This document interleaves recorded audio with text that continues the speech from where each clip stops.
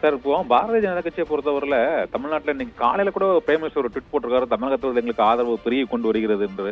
ஆனால் முக்கிய கட்சிகள் எல்லாத்தையும் கூட்டணியில எதுவுமே கிடையாது, பூராவே சிறிய கட்சிகள் தான், லெட்டர் போர்ட் கட்சிகளாக தான் நிறைய இருக்கு. இருந்த போதிலும் அவங்க என்ன நம்பிக்கையில் சார் நாங்க தமிழகத்தில் ஆதரவு பெருகி வருகிறதுன்னு சொல்றாங்க. பாமக தேமுதிக கூட பேச்சுவார்த்தை என்னவாங்க, எந்த விதமான கண்டிஷன் ஒரு ஆர்வம் காட்டாத சூழ்நிலையிலே இப்போ வர இருக்கிறாங்க. தேர்தல் தேதியும் அறிவிச்சாச்சு. அதுக்கு என்ன காரணமா இருக்கும் சார் தமிழகத்தில் அவங்க திரும்ப திரும்ப சொல்றாங்க எங்களுடைய பலம் பெருகி விட்டது என்று. அதை தமிழ்நாட்டில் இருக்கக்கூடிய கட்சிகள் யாரும் நம்ப தயாரா இல்லை என்பது தெரிகிறது. போனவங்க எல்லாம் ஏதோ ஆதாயத்துக்காக போயிருக்காங்க. தனிநபர் கட்சிகள் இல்லாட்டி ஒரு தொகுதி கட்சிகள் தான் அங்க போயிருக்காங்க. தமிழகத்தில் விரைந்து இப்ப பறந்து இருக்கக்கூடிய கட்சிகள் எதுவும் இதுவரைக்கும் அங்க போகல. எல்லாம் ஒரு ஜி.கே. வாசனுக்கு வேணா ஒரு மாவட்ட அளவில் அவருக்கு ஒரு பலம் இருக்கணும்னா ஒத்துக்கலாம். மற்றபடி அவருக்கும் பலம் என்பது மிக மிக குறைவு.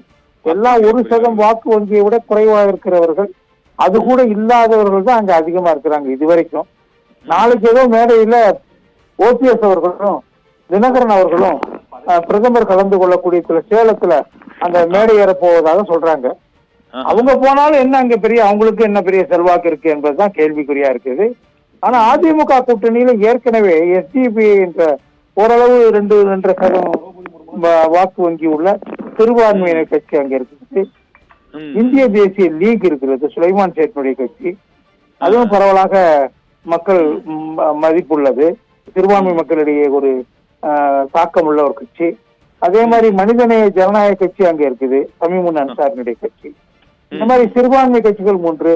இதை தவிர்த்து அங்கே ஃபார்வர்ட் பிளாக் தமிழ்நாட்டுல பலமா இருக்கக்கூடிய கதிரவன் பிரிவு அவங்க பக்கம் வந்திருக்குது. ஜார்க்கண்ட் முக்தி மோர்ச்சாவுடைய தமிழ்நாட்டு பிரிவும் இங்க வந்திருக்குது. அது எஸ்டி மக்களை கொஞ்சம் கவருவதற்கான வாய்ப்பு இருக்குது. இது இந்த புதிய தமிழகம் என்ற கட்சி தென் தமிழ்நாட்டுல 4 மாவட்டங்கள்ல ஒரு சமுதாய மக்களை தன்வசம் வைத்திருக்கக்கூடிய ஒரு பலமான கட்சி அவர்களோட இருக்குது. ஏற்கனவே இருக்கிற கட்சிகளை சொல்றேன்.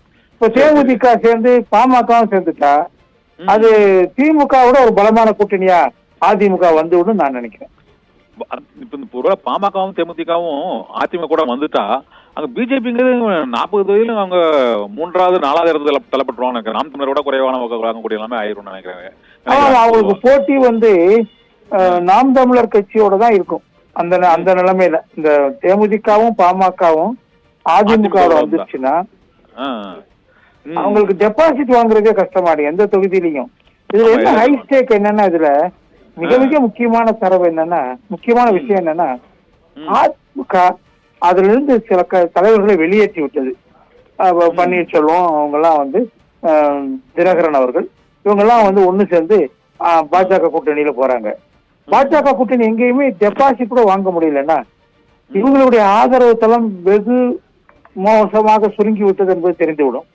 அதிமுக கொஞ்சம் மேல வந்துச்சுன்னா அதிமுக தான் உண்மையான அதிமுக, அதை பிரிந்து போனவர்களுக்கு எந்த செல்வாக்கும் இல்லை என்பது நிரூபணமாகிவிடும். அது அதிமுகவுக்கு 2026 சட்டமன்ற தேர்தலில் ஆட்சிக்கு வருவதற்கு உதவி செய்யும்.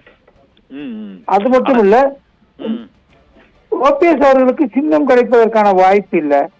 புகழேந்தி அவர்கள் தொடுத்த வழக்குல உயர் நீதிமன்றம் நீங்க தேர்தல் ஆணையத்தோட பேசிக்கோங்க சொல்லி அவருடைய பெட்டிஷனை ரிஜெக்ட் பண்ணிட்டாங்க. இன்னைக்கு தீர்ப்பு வருது, அவங்க இந்த சின்னங்களையும் எதையும் பயன்படுத்தக்கூடாது, கட்சியினுடைய பெயரையும் பயன்படுத்தக்கூடாது இபிஎஸ் தொடுத்த வழக்குல தீர்ப்பு உயர் நீதிமன்றத்துல இன்னைக்கு வருது. அதுவும் இவங்களுக்கு ஃபேவரபிளா வராது. ஏற்கனவே அவங்க தடை விதிச்சிருக்கிறாங்க, அந்த தடையை உறுதிப்படுத்துவாங்க. அதனால வேற மாற்று சின்னத்துல நிக்க வேண்டிய பிரச்சனை ஓபிஎஸ் அவர்களுக்கு இருக்கு. கட்சியே இல்லை அவருக்கு.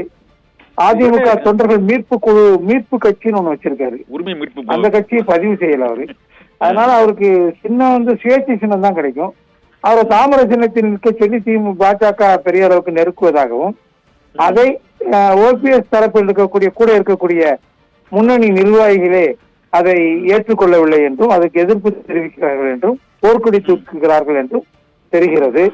இந்த சிக்கல்களில் இருந்தெல்லாம் ஓபிஎஸ் அவர்கள் வெளிப்பட்டு அந்த கூட்டணியில நாளைக்கு எப்படி போய் சேர போறாங்கிறத நம்ம பொறுத்திருந்து பார்ப்போம்.